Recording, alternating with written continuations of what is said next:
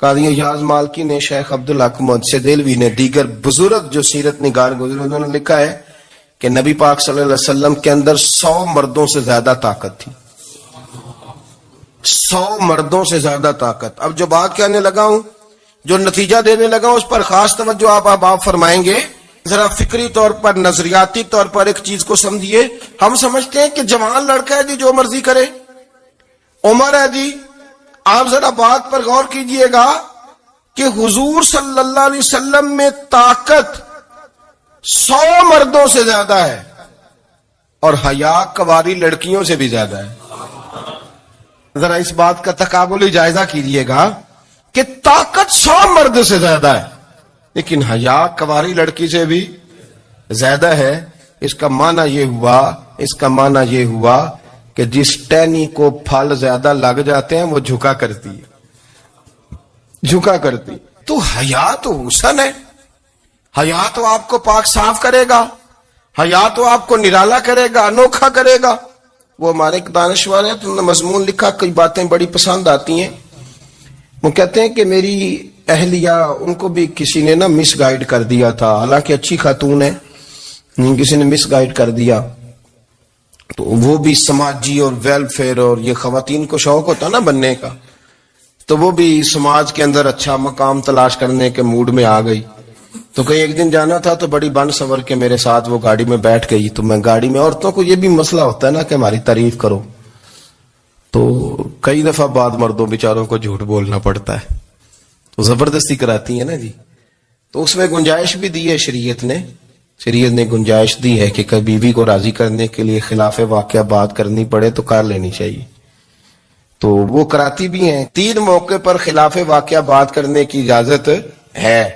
واقعے کے خلاف بھی آپ بات کر سکتے ہیں. جنگ کے موقع پر 2 لوگوں کو صلح کرانے کے لیے اور بیوی کو راضی کرنے کے لیے کر لیں کوئی ایسی بات، بے شک اپنی طبیعت پہ جبر کر کے کر لیں، گنجائش ہے، اجازت ہے. تو وہ کہتے ہیں جب وہ گاڑی میں میرے ساتھ بیٹھی بن سور کے، تو وہ تقاضا کرنے لگی کہ میں نے بڑے اچھے کپڑے پہنے ہیں پر آپ نے توجہ نہیں کرائی. وہ سیانا بندہ تھا، وہ چاہ رہا تھا کہ میری خاتون سمجھ جائے. وہ کہتے ہیں مجھے پتا تھا کہ بیچاری مس گائیڈ ہو گئی ہے، دل کی بڑی اچھی ہے، سیانی ہے، لیکن اس کو کچھ خواتین نے، کچھ لوگوں نے مل کے اس کو ذہن غلط کر دیا ہے کہ سماج میں نکلو، باہر جاؤ، کام کرو، فلاں کرو، اپنی مرضی سے جیو.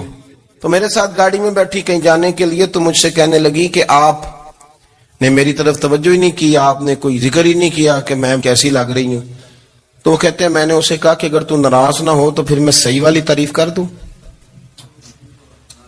تو اس نے کہا کہ آپ کر دیں. تو کہتے ہیں میں نے درد سے اور خلوص سے اپنی بیوی سے کہا، خلوص کے ساتھ.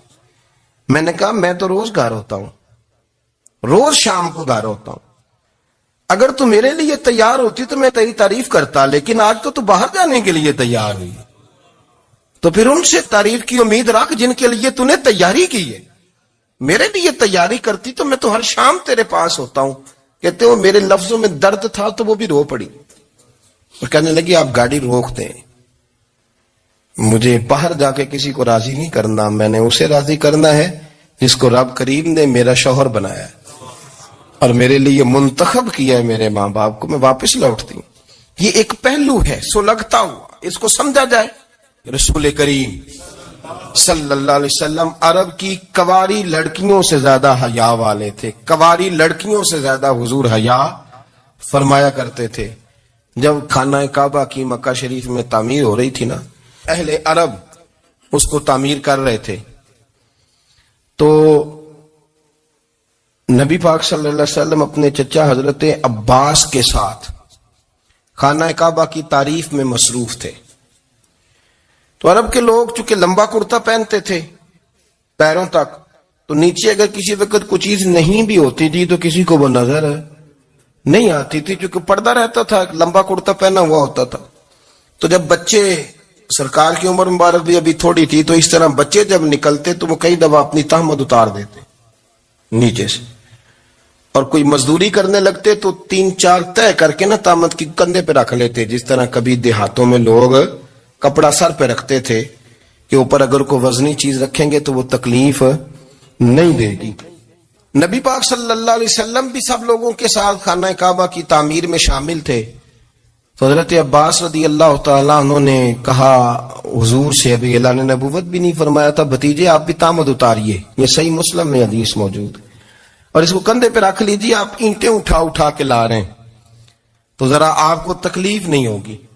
تو سرکار دو عالم صلی اللہ علیہ وسلم سے یہ بات کہی اور پھر جلدی سے حضور کی تہمت کو نکال کے نا، حالانکہ لمبا کرتا پہنا ہوا ہے، تو وہ جیسے ہی ان کے کندھے پہ رکھا اینٹیں رکھنے کے لیے تو سرکار تو زمین پہ گر گئے، بے ہوش ہو گئے، آنکھیں آسمان کی طرف.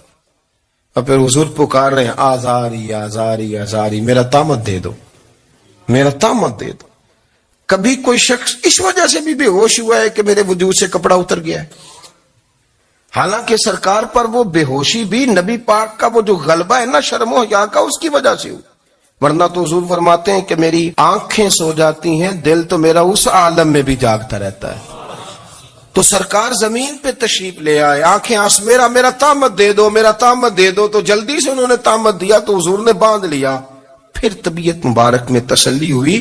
یعنی ہم اس رسول کے غلام ہیں کہ جن کے تو وجود سے کپڑا اتر جائے تو حضور برداشت نہیں کرتے، قبول نہیں فرماتے، تکلیف شروع ہو جاتی. لیکن یہاں نوجوان ہیں اور بڑا قد کاٹ ہے اور بڑے بڑے سمجھدار لوگ ہیں، گرمی آتی ہیں تو شارٹ کپڑے پہن کے گھومتے ہیں.